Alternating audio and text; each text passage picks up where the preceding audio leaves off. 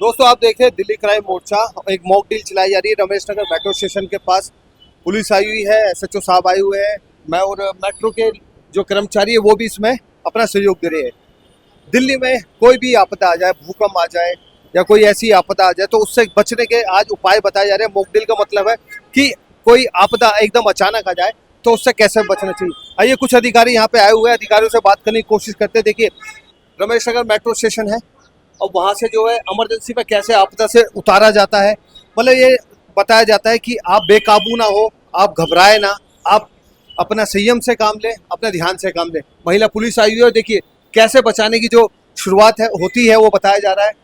कोई भी आपदा आ सकती है, भूकंप आ सकता है, अचानक कोई भी बहुत आप देख रहे हैं कि बारिश का मौसम चल रहा है। इनसे बचने के लिए, आपदा से बचने के लिए कैसे मॉक ड्रिल चलाई जा रही है, रमेश नगर में चलाई जा रही है, पूरी दिल्ली में चलाई जा रही है। देखिए एक आदमी को कैसे निकाला जाता है, जब बचाव कार्य कैसे, देखिए अब देखते रहिए। जागरूक करने के लिए, जनता को जागरूक करने के लिए मॉक ड्रिल समय समय पे चलाई जाती है। इसमें दिल्ली पुलिस होती है और भी कर्मचारी होते हैं, एमसीडी भी यहाँ पे आई हुई है। कुछ कर्मचारी उससे बात करने की कोशिश करते हैं। और ये देखिए ये है, आप इसको असली ना समझे, ये एक मॉक ड्रिल है। इसको मतलब नाट्य रूपांतर भी हम इसको कह सकते हैं।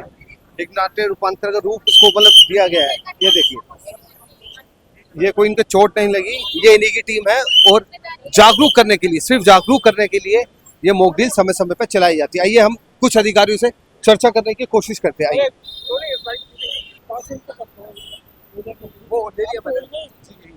सब डिविजनल मजिस्ट्रेट हमारे साथ है, युवा भी है साथ साथ, और वो क्या जागरूक कर रहे हैं, जनता को क्या संदेश देना चाहते हैं। जैसे रमेश नगर पर आज जनता को क्या संदेश दे रहे हैं। आज देखिए एनडीएमए की तरफ से पूरे दिल्ली में, यूपी और हरियाणा में एक मॉक ड्रिल आयोजित करी गई है। यहाँ पे रमेश नगर में हमने अर्थक्वेक के बाद बिल्डिंग कोलैप्स का सीन डिपिक्ट किया था। उसके साथ साथ यहाँ पे फायर का भी इंसिडेंस था। करीब 12 के करीब कैजुअलिटीज़ हैं, जिसमें 2 डेड हैं और बाकी 4 के करीब मेजर इंजर्ड हैं। उनको हम लोग आचार्य भिक्षु हॉस्पिटल में भेज रहे हैं और डेड जो है उनको दीनदयाल उपाध्याय हॉस्पिटल में भेज रहे हैं। 9:10 पे हमें कॉल आई थी, उसके 20 से 30 मिनट के अंदर अंदर हमारी जो टीम्स थी वो यहाँ पे मौके पे पहुँच चुकी थी। यहाँ पे फायर सर्विस की टीम पहुँची थी, हेल्थ की team, Delhi police, civil defence के वॉलंटियर, साथ साथ में एनसीसी के वॉलंटियर्स भी हैं, वो भी यहाँ पे पहुँचे हैं। बारिश भी लगातार बढ़ रही है और भूकंप भी लगातार दिल्ली में आ रहे हैं। हमारे दर्शकों को अगर भूकंप लगातार आ जाए तो उनको कोई ऐसा उपाय बताइए कि वो अपना संयम ना खोए, कोई खास बात बताना चाहिए। देखिए सबसे पहले तो उनको पैनिक नहीं करना होता है। जहाँ पे भी हैं, जिस भी बिल्डिंग में हैं, अगर उनको भूकंप के झटके उनको महसूस हो रहे हैं तो तुरंत उसकी बिल्डिंग से बाहर निकल जाए, सेफ प्लेस पे जाके एकत्रित हो जाए। हर एक की बिल्डिंग में, जो कि रेजिडेंशियल बिल्डिंग्स होती है, उसके पास हम लोग स्टेजिंग एरिया, सेफ एरिया के तौर पे हम लोग डेजिग्नेट करते हैं। आरडब्ल्यूएस वालों से हमारा रेगुलर मीटिंग होती है कि जो बिल्डिंग्स हैं उसको बिल्डिंग कोड के तहत बनाया जाए, और इन केस अगर अर्थक्वेक आता है तो वहाँ पे एक सेफ जोन होनी चाहिए जहाँ पे लोग निकल के वहाँ पे इकट्ठे हो सके। डीएमआरसी का क्या सहयोग है आज आपको। डीएमआरसी अपने आप में पूरी तरह से सक्षम है इन सब चीज़ों को मैनेज करने में। जब भी हमारी पहले मॉक ड्रिल्स हुई है काफ़ी अच्छा यहाँ पे रिस्पांस रहा है। साथ में हमारी सुरक्षा साथी की ट्रेनिंग भी यहाँ पे हमने करवाई थी, जिसमें हमारे पश्चिमी जिला ने 50,000 के करीब वॉलंटियर्स को ट्रेन किया है कि पब्लिक को ही अपने आप में ट्रेनिंग होनी चाहिए कि सीपीआर कैसे करना है, कोई अगर अर्थक्वेक आता है या फायर होता है तो पब्लिक को कैसे रिस्पॉन्ड करना है। तो वो हमने वॉलंटियर्स को रेडी किया है। इस तरह के लोग हमारे यहाँ पे डीएमआरसी में बहुत सारे हैं। कभी भी कोई भी इंसिडेंस होता है ये पूरी तरह से तैयार है। धन्यवाद, आपने अपना कीमती समय दिया। तो दोस्तों बेकाबू ना हो, घबराए ना।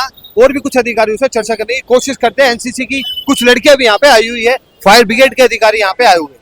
वीरेंद्र सिंह जी हमारे साथ है। अगर आग लग जाए और बहुत सारी आपदाओं से बचने के लिए फायर ब्रिगेड का जो रोल है वो नंबर 1 का रोल है, क्योंकि अपनी जान जोखिम में डालकर कई बार फायर ब्रिगेड ने कई लोगों की जान बचाई। लेकिन आज मॉक ड्रिल के माध्यम से वो जनता को कुछ संदेश देना चाहते हैं। ये पूछे दिल्ली क्राइम मोर्चा के माध्यम से सर क्या संदेश देना चाहते हैं। संदेश यही देना चाहेंगे, जब फायर ब्रिगेड की गाड़ी आ रही हो तो रास्ता नहीं देते लोग, रास्ता खाली करना चाहिए और सहयोग करना चाहिए, तभी हम टाइम से पहुंच सकें। अच्छा सर, मान लीजिए कहीं बिल्डिंग है, कोई कॉम्प्लेक्स है और आग लग जाए, ऐसा कोई उपाय बताइए कि वो अपना बचाव कर सके खुद। ज्यादा से ज्यादा घबराते हैं लोग, ज्यादा से ज्यादा। देखो ये आदमी ज्यादातर डर से या धुएं से मरते हैं, उनको यही सलाह देंगे कि भाई जैसे रास्ता है वो रास्ते में कोई भी बाधा ना पहुंचाएं, और पूरी उसका अपने सोसाइटी में रहते हैं, घर में रहते हैं, जहाँ भी निकलने का रास्ता है वो रास्ता क्लियर होना चाहिए, उसमें कोई भी इंक्रोचमेंट वगैरह नहीं होनी चाहिए जिससे आसानी से निकल सकता।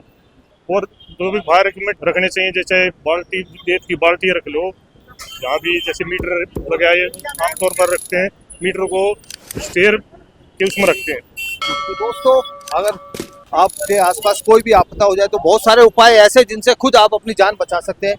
और देखिए अभी एक और फायर ब्रिगेड आई है, कुछ एक और नया उपाय जो है बताया जा रहा है। क्या उपाय बताया जा रहा है वो भी हम चर्चा करने की कोशिश करते हैं। एक नया उपाय और बताया जाएगा अभी थोड़ी देर में। देखिए जैसे आप देख सकते हैं, एक नई एम्बुलेंस और आई है।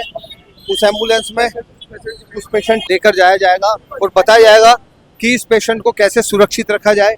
घबराए ना, बिल्कुल भी परेशान ना हो, क्योंकि आप खुद सारे उपाय कर सकते हैं जिनसे बहुत सारा बचाव हो सकता है। पहली बात तो ये, किसी भी आपदा में आप बिल्कुल भी घबराए ना, संयम से काम लो, कंट्रोल करें अपने ऊपर।